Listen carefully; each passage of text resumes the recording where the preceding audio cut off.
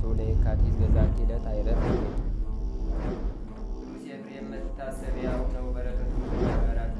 በዚችም ዕለት የጴጥሮስና የሶፊያ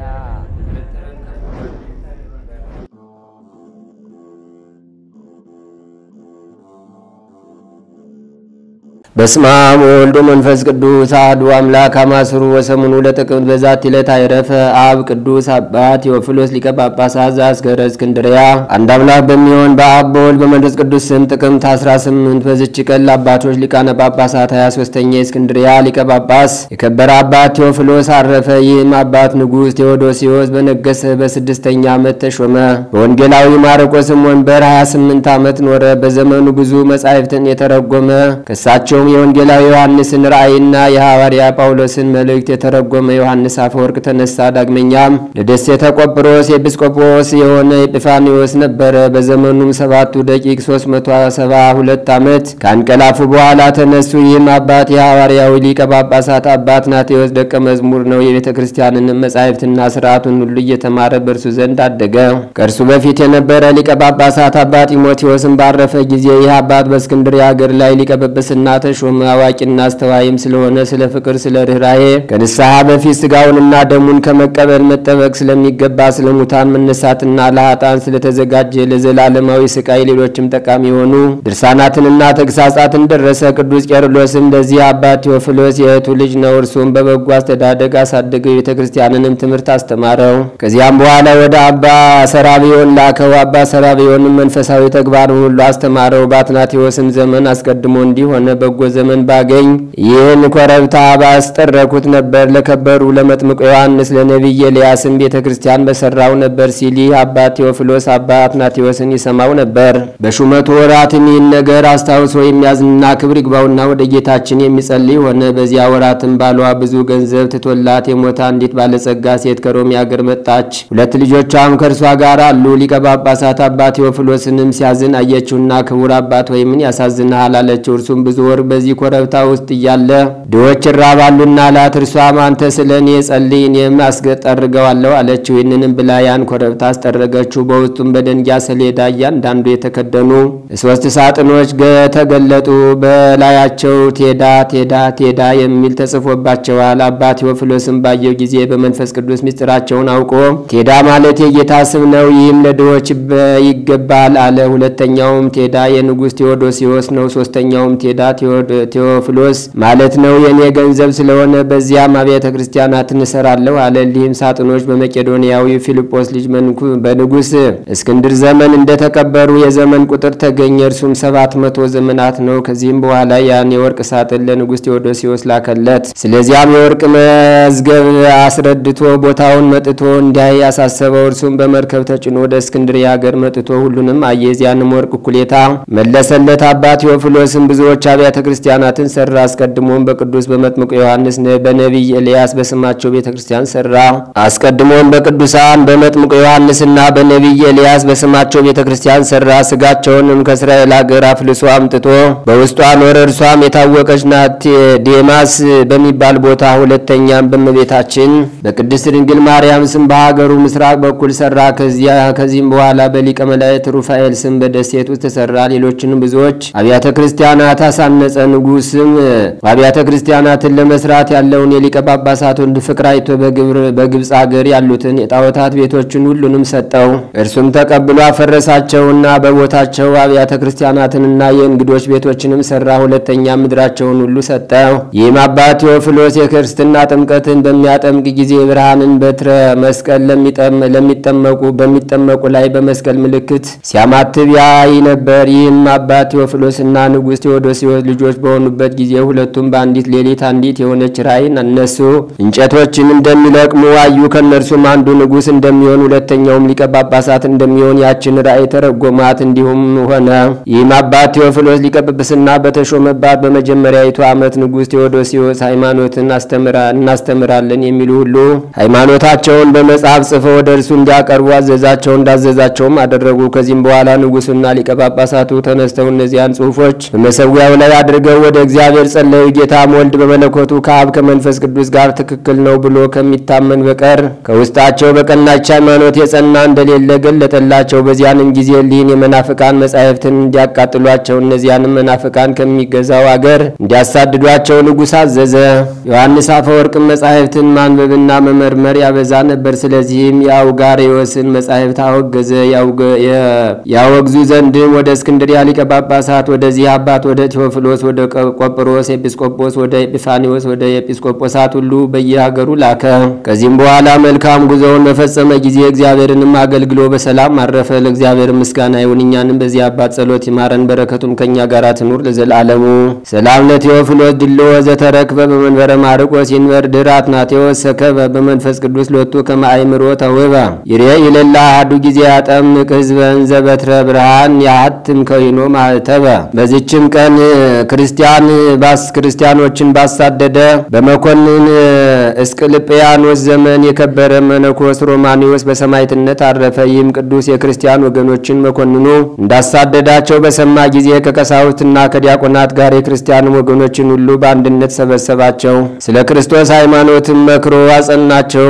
አስቅልጵያኖስ ይህን ሰምቶ እንዲያመጡ ታዘዘ። በፊቱም በቆመ ጊዜ አስቅልጵያኖስ በወገን የከበርክ ሮማኖስ አንተ ነህን? አለው። ቅዱሱም የወገን ክብር ምን ይጠቅመኛል? ክብሬ ግን ክርስቶስ ነው ብሎ መለሰለት። መኮንኑም ሰምቶ እንዲሰቅሉትና ጉንጩን ይሰነጣጥቁ ዘንድ አዘዘ። ጉንጮቹንም ሲሰነጣጥቁት ምንም አልተናገረምና መኮንኑ ትዕግስቱን አደነቀ። በዚያንም ጊዜ ሮማኖስ መኮንኑን እንዲህ አለው፣ እነሆ ስንፍናህን ዘልፍ ዘንድ ፈጣሪ አፌን ከፈተ።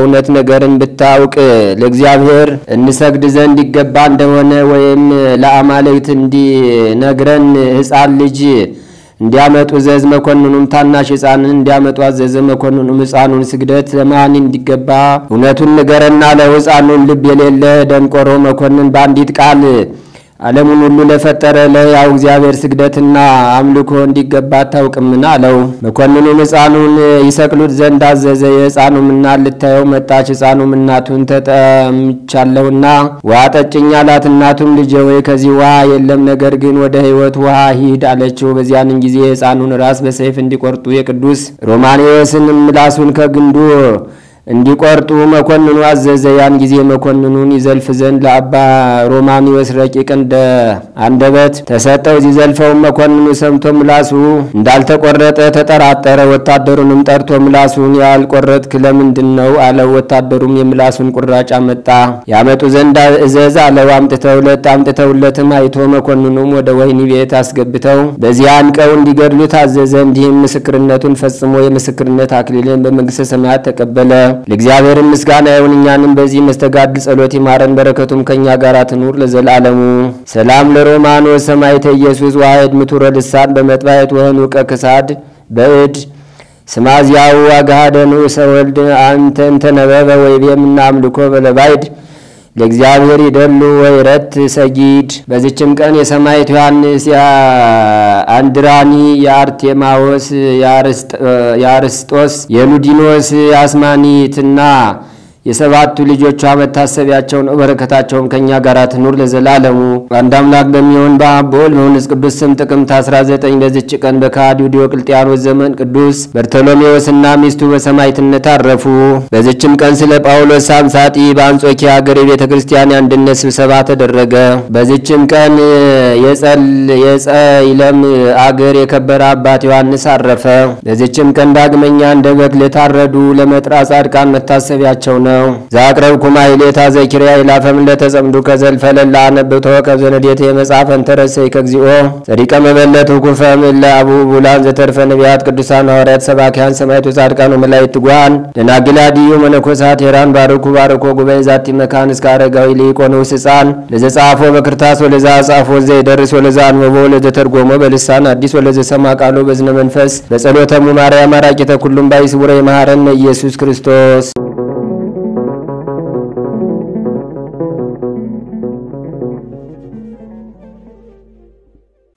ተአምር ዘገብረ እግዚእነ ወአምላክነ ወመድኃኒነ ኢየሱስ ክርስቶስ ሳህሉ ወምሕረቱ ያሉ ምስለ ኩልነ ህዝበ ክርስቲያን ለዓለም ዓለም አሜን።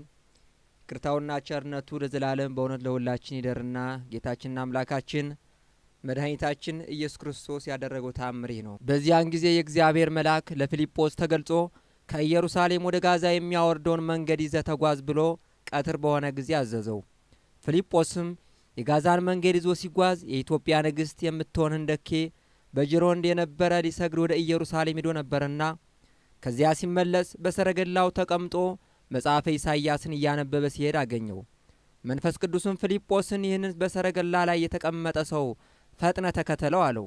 ፊልጶስም ወደ ሰረገላው ቀርቦ ኢትዮጵያዊ ጃንደረባ መጽሐፈ ኢሳይያስን ሲያነብ በሰማ ጊዜ ይህን የምታነበውን በእውነቱ ትርጉሙን ታውቀዋለህን ብሎ ጠየቀው። ኢትዮጵያዊ ጃንደረባ ግን የሚያስተምረኝና የሚያስረዳኝ ሳይኖር እንደምን ለማወቅ ይችላልው? አሁንም ፈቃድ ቢሆን ወደ ሰረገላው ወጥተህ ከኔ ጋር ተቀመጥና ትርጓሜውን አስረዳኝ አለው። ያነበው የነበረ የመጽሐፍ ቅዱስ ቃልም ይህ ነበር። እንደ በግ ወደ መታረድ ተነዳ። የበግ ጠቦት በሸላቾቹ ፊት ዝም እንዲል እንዲሁ አፉን አልከፈተም። በወርደቱ ፍርዱ ተወገደ። ሕይወቱን ከምድር ተቆርጣለችና ትውልዱንስ ማን ይናገርለታል? ኢትዮጵያዊ ጃንደረባም ወደ ፊልጶስ መለስ ብሎ ነብዩን የተናገረው ስለማን ነው? ስለራሱ ነውን ወይስ ስለሌላ? እባክህን ትነግረኝ ዘንድ እማጸናለሁ አለው። ፊልጶስም ወደ ሰረገላው ወጥቶ በአንድነት ከተቀመጡ በኋላ ኢትዮጵያዊ ጃንደረባ የሚያነበው የኢሳይያስ መጽሐፍና ሌላውንም ስለ ጌታ ኢየሱስ ክርስቶስ የተናገረውን ትንቢትና የተጻፈውን ሁሉ እየተረጎመ አስረዳውና በጌታ በኢየሱስ ክርስቶስ ስም አሳመነው። እየተረጎመለትም ሲሄዱ ውሃ ካለበት ደረሱ። ኢትዮጵያዊ ጃንደረባም እነሆ ከዚህ ውሃ አለ፣ ብጠመቅ ምን የሚከለክለኝ ነገር አለ ብሎ ጠየቀው። ፊልጶስም በፍጹም ልቦና ልታምን ይገባሃል ቢለው ኢትዮጵያዊው እኔ ኢየሱስ ክርስቶስ የእግዚአብሔር የባህሪ ልጅ እንደሆነ አምናለሁ አለ። ከዚያም ሰረገላው ይቆም ዘንድ አዘዘውና ሰረገላውን ካቆሙለት በኋላ ፊልጶስና ኢትዮጵያዊ ጃንደረባ ተያይዘው ወደ ውሃው ወረዱና በዚያ ጠመቀው። ከውሃውም ከወጡ በኋላ ፊልጶስን የእግዚአብሔር መንፈስ ነጥቆ ወሰደውና ያም ኢትዮጵያዊ ጃንደረባ ከዚያ ቀን ጀምሮ ፊልጶስን አላየውም። እርሱ ግን ደስ እያለውና እግዚአብሔርን ያመሰገነ ወደ ኢትዮጵያ ተመልሶ ገባ። ከሁሉ ይልቅ የመንፈስ ቅዱስ ልጅነትን ያገኘ የመጀመሪያው ኢትዮጵያዊ በመሆኑ የጥምቀት ሥርዓትን ወደ ኢትዮጵያ ይዞ ገብቷልና ቅርታውና ቸርነቱ ለዘላለም በእውነት ይደርብን ለዘላለሙ አሜን። ሐዋርያው ቅዱስ ያዕቆብ የእግዚአብሔር ልጆች በመንፈሳዊ ሕይወታቸው የበሰሉ እንዲሆኑ እግዚአብሔር የሚፈልገው በጎነት በሕይወታቸው እንዲታይ የእግዚአብሔር ልጆች ይመክር ዘንድ መልእክት ጻፈላቸው።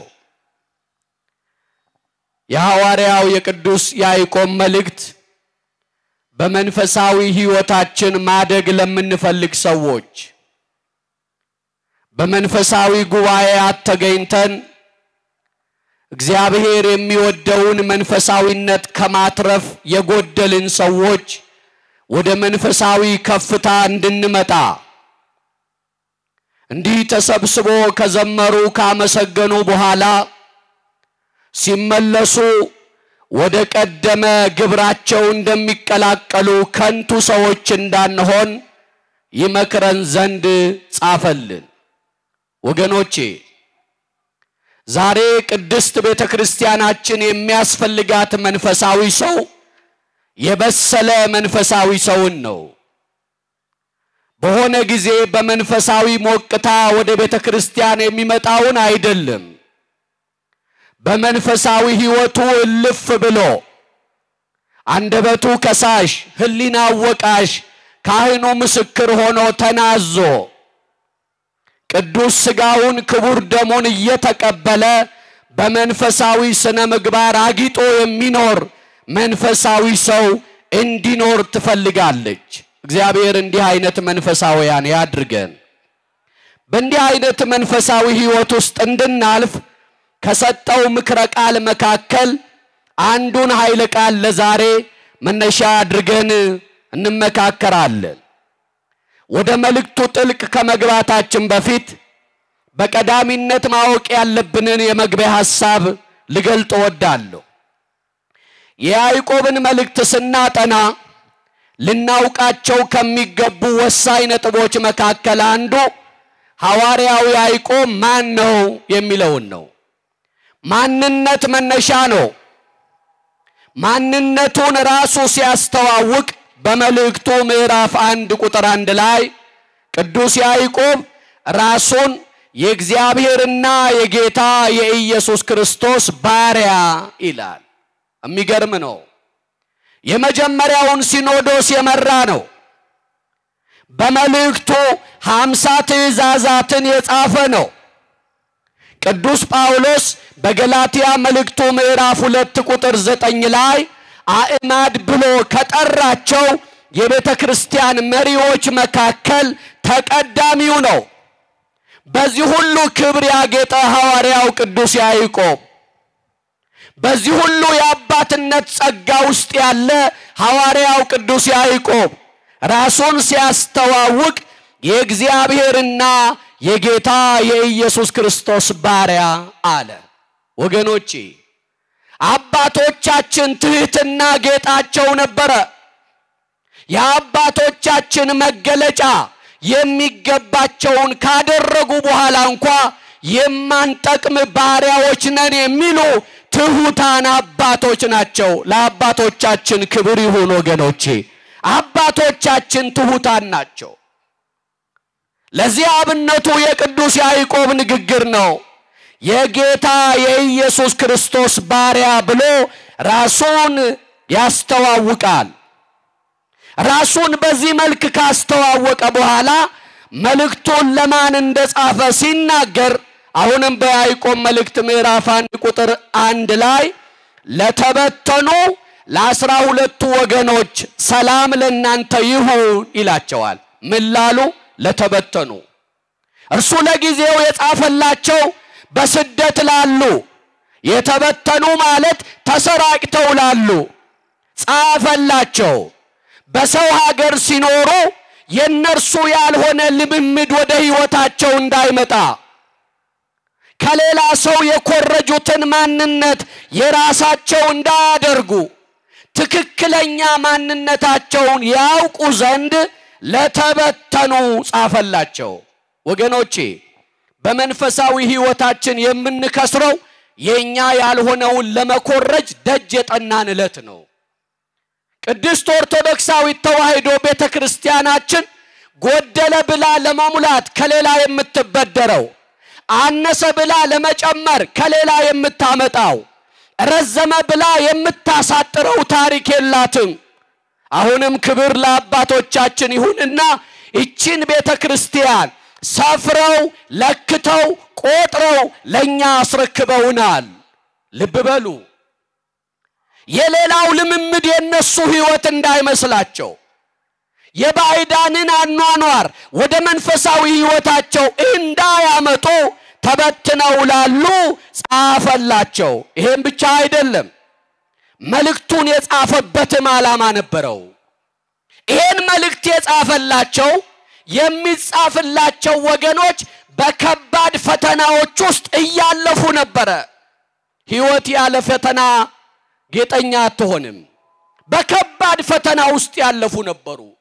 ኃጢአትን ለማድረግ የሚፈተኑበት ሁኔታ ገጠማቸው። በብዑላን ተበዘበዙ። በውድድር መንፈስ ተጠመዱ። በክርስቲያናዊ ምግባር መኖር አልቻሉም። አንደበታቸውን መቆጣጠር ተሳናቸው።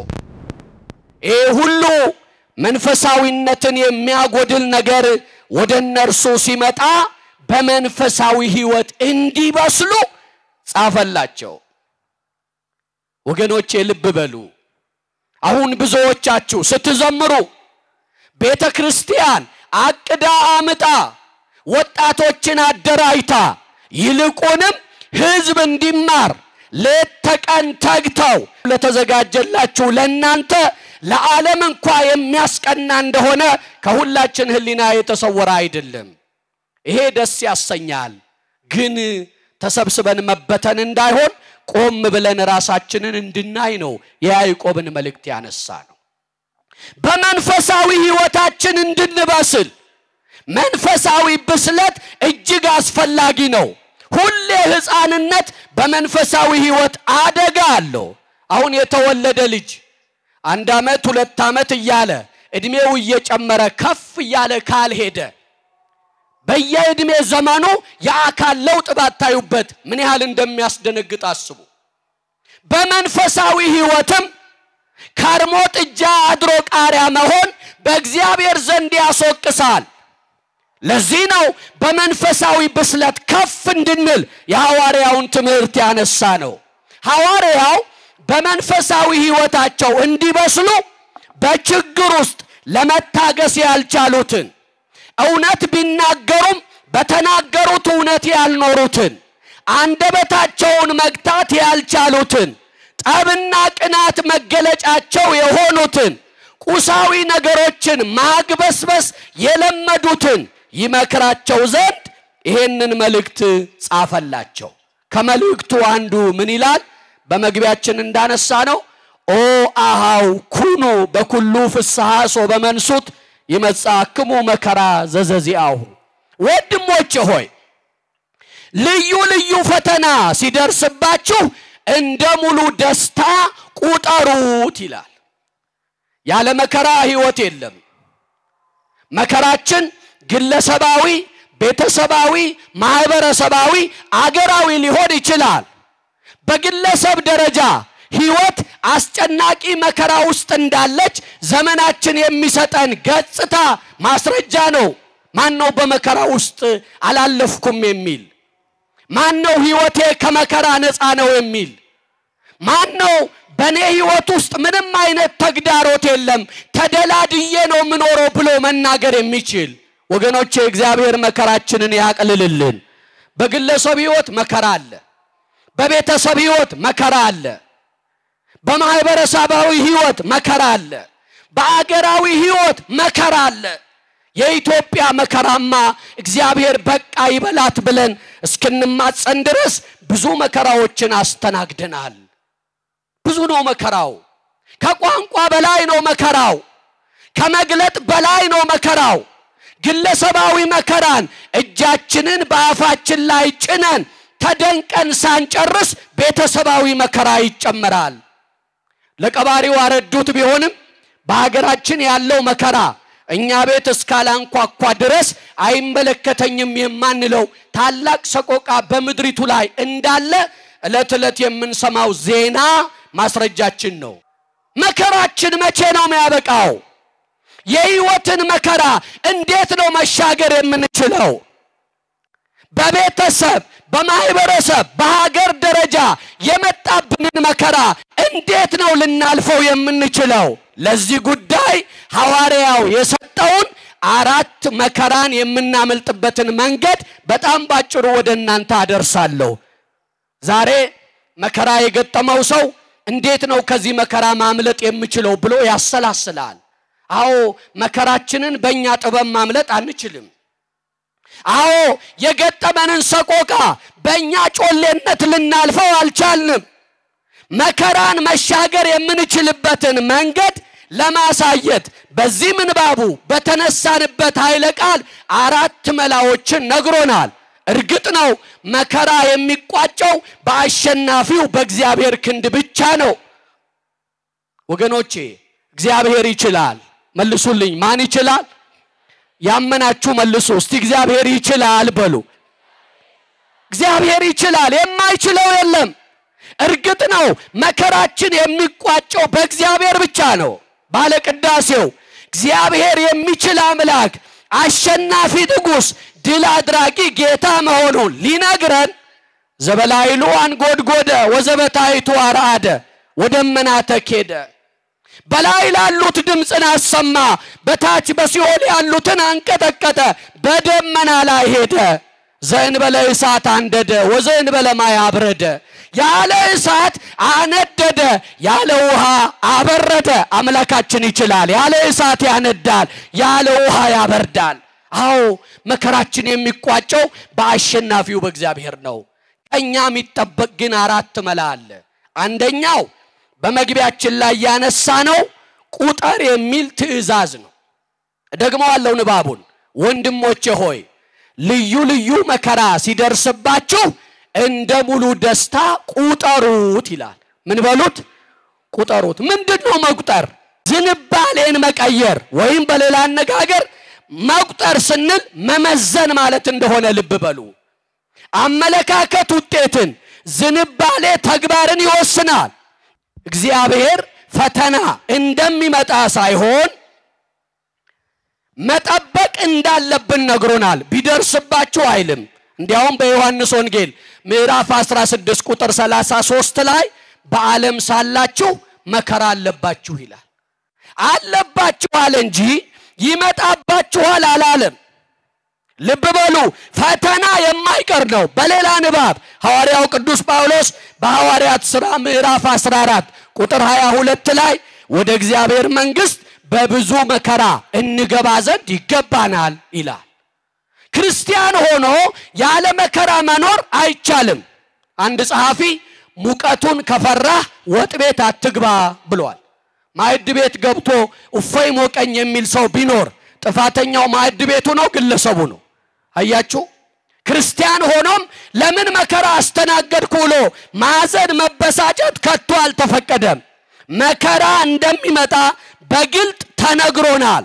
መከራ አንዳንዴ ሰው ስለሆንን ይመጣል። ለምሳሌ በሽታ፣ አደጋ፣ ተስፋ መቁረጥ ወዘተ። መከራ አንዳንዴ ክርስቲያን ስለሆንን ይመጣል።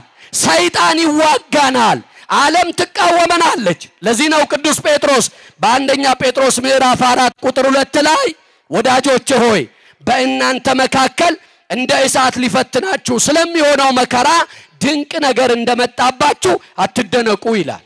ስለዚህ ሐዋርያው ያዕቆብ ልዩ ልዩ መከራ ሲደርስባችሁ እንደ ሙሉ ደስታ ቁጠሩት አለ። መከራን ድል ለመንሳት የመጀመሪያው መንገድ መቁጠር ነው። መልሱልኝ፣ ምን ማድረግ ነው? መቁጠር። ቁጠሩ አለ። ቁጠሩ ይሄ የሂሳብ ቃል ነው፣ መዝኑ ማለቱ ነው። ለምሳሌ በህይወታችን ፈተና በሚያጋጥመን ጊዜ እግዚአብሔር ለኛ ባደረገው ብርሃንነት ልንመዝነው ይገባል። መድኃኔ ዓለም ራሱ ፈተናን እንዴት እንደታገሰ ሐዋርያው ቅዱስ ያዕቆብ በምዕራፍ 12 ቁጥር 2 ላይ ሲነግረን በፊቱ ስላለው ደስታ ይላል።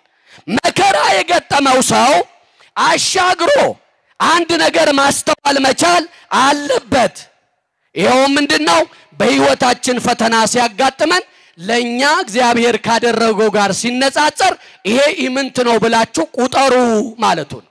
ለምሳሌ ሰማዕቱ ቅዱስ ጊዮርጊስን በወጣትነት ከተገኙ ሰማዕታት መካከል በወጣትነት እግዚአብሔርን ካገለገሉ ኃያላን ሰማዕታት መካከል ተቀዳሚና ተጠቃሹ ነው።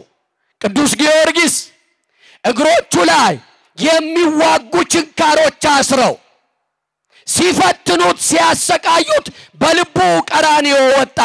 አምላኬ ቀራንዮ ላይ አንጥረኛ በብልሃት ባልሰራው ችንካር ተቸንክሮ ለኔ የከፈለው ዋጋ ዛሬ ከገጠመኝ ጋር ሲነጻጸር ኢምንት ነው ብሎ ፈተናውን ታገሰ። ወገኖቼ መከራን ድል ለማድረግ የመጀመሪያው መንገድ ይሄው ነው፣ መቁጠር ነው። እግዚአብሔር ለኔ ካደረገው ጋር ሲነጻጸር የዛሬው ፈተና ጥቂት ነው በሉ የሚል ነው። ሁለተኛው መከራን ድል ለመንሳት የምንፈልግ ከሆነ እወቁ ይለናል በያዕቆብ መልእክት ምዕራፍ 1 ቁጥር 3 ላይ እንዘ ተአምሩ ከመመከራሃ ለሃይማኖትክሙ ትዕግስተ ይገብር ለክሙ። ፈተናችን ሁል ጊዜ ለምን እንደመጣ ሲነግረን የእምነታችሁ መፈተን ትዕግስትን እንዲያደርግላችሁ አውቃችሁ ይላል። ሁለተኛው መከራ ድል የሚሆንበት ጥበብ ማወቅ ነው። እወቁ፣ አስተዋይ አእምሮ ይኑራችሁ አለ። እምነት ሁል ጊዜ ይፈተናል። አብርሃምን ከጠራው በኋላ በእምነት ይኖር ዘንድ እምነቱን ለመጨመር ፈተነው። ቅዱስ ጴጥሮስ በአንደኛ ጴጥሮስ ምዕራፍ 1 ቁጥር 7 ላይ በእሳት ምንም ቢፈተን ከሚጠፋው ወርቅ ይልቅ አብልጦ የሚከብር የተፈተነ እምነታችሁ ይላል። ፈተና ጥቅም ነው። በሮሜ መልእክቱ ምዕራፍ 8 ቁጥር 28 ላይ ቅዱስ ጳውሎስ ነገር ሁሉ ለበጎ እንዲደረግ እናውቃለን ይላል። ይሄንን ጥቅስ የማያውቅ የተዋህዶ ልጅ የለም። ሰማነውን በልቡናችን ይጻፍብን፣ ከቅዱሳን በረከት ረድኤት ያሳትፈን። ሰዓተ ሌሊቱን ባርኮ ቀድሶ በሰላም ያሳደረን አምላክ ሰላም ቀን ያውለን። ለዓለም ሕዝብ ሁሉ ምሕረት ቸርነት ያወርድልን። ንቁ የኦርቶዶክስ ተዋህዶ የጸሎትና የንስሐ መርከብ ማህበርተኞችን ይጠብቅልን። አቡነ ዘበሰማያት ይትቀደስ ስምከ ትምጻእ መንግሥትከ ወይኩን ፈቃድከ በከመ በሰማይ ከማሁ በምድር ሲሳየነ ዘለለ ዕለትና ሀበነ ዮም ህድግ ለነ አበሳነ ወጌጋየነ ከመ ንሕነኒ ንህድግ ለዘአበሰ ለነ ኢታብአነ እግዚኦ ውስተ መንሱት አላ ድነን ነው ባልሃንም ኩሉ ኩይስ መዚአከ ይእቲ መንግስት ኃይል ወስብሐት ለዓለመ ዓለም በሰላመ ቅዱስ ገብርኤል መልአክ ወእግዝእቴ ማርያም ሰላም ለኪ ድንግል በሊናኪ ወድንግል በስጋኪ እግዚአብሔር ጸባዖት ሰላም ለኪ ብሩክት አንቲ እምአንስት ወብሩክ ፍሬ ከርስኪ ተፈሥሒ ፍሥሕት ወምልዕተ ጸጋ እግዚአብሔር ምስሌኪ ሰአሊ በጸልይ ምህረታ በፍቅር ወልድኪ ኢየሱስ ክርስቶስ ከመ ይስረይ ለነ ኃጣውኢነ ተማሂፀነ ብኪ ኦ እግዚእ ኢየሱስ ክርስቶስ ስረይ ኃጢአቴ ወኃጢአተ ኩሉ ሕዝብ ከማይሰራ ኃጢአት እግዚአብሔር ይፍታ። ንቁ ሚዲያ ለተመልካቾቹ ከሚያደርሳቸው ዕለታዊ ሳምንታዊና ወርሃዊ ዝግጅቶች መካከል የየዕለቱን ስንክሳር ወርሃዊና ዓመታዊ የቅዱሳን ገላትና ድርሳናትን በኢትዮ ማህበር የዩቲዩብ ቻናል ያቀርባል። የየዕለቱን ስንክሳር ባሉበት ሆነው በማድመጥ እንዲሁም ወርሃዊና ዓመታዊ የቅዱሳንን ዜና ህይወታቸውን በማድመጥ ከቅዱሳኑ በረከትና ረድኤት እንዲያገኙ ንቁ ሚዲያ የሁል ጊዜ ምኞቱ ነው። በየዕለቱ የሚለቀቁ ዜና ቅዱሳንን ላይክ፣ ሼር እና ሰብስክራይብ በማድረግ አገልግሎቱን ይደግፉ። ንቁ ሚዲያ ርቱ የቤተ ክርስቲያን ልሳን